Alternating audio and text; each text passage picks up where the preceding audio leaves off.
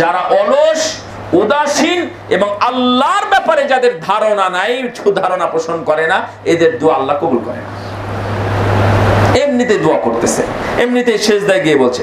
আচ্ছা, সেজদায় গিয়ে কে কে দোয়া করেন বলেন? কি দোয়া করেন?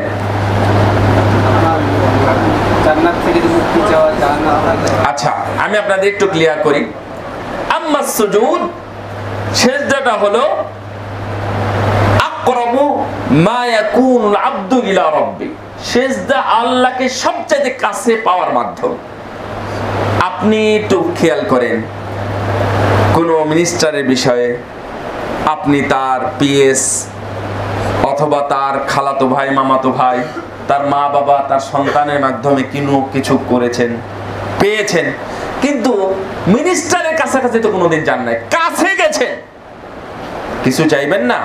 কি 10 টাকার ভিক্ষা চাইবেন, নাকি আরো বড় কিছু চাইবেন? বড় কিছু, বিশাল বড় যে সমস্যা, সেই সমস্যার কথা আপনি তাকে বলবেন। আর আল্লাহকে যখন কাছে পান, তখন তো আমরা কিছু বলি না, শুধু পেয়েছি সুবহানা রাব্বিয়াল আলা। কিন্তু রাসূল সাল্লাল্লাহু আলাইহি সাল্লাম বলেন, ফাআকসিরুদ দুআ ফাজতাহিদু ফি, তোমরা বেশি বেশি করে চেষ্টা করো এবং তোমরা বেশি বেশি করে দোয়া করো।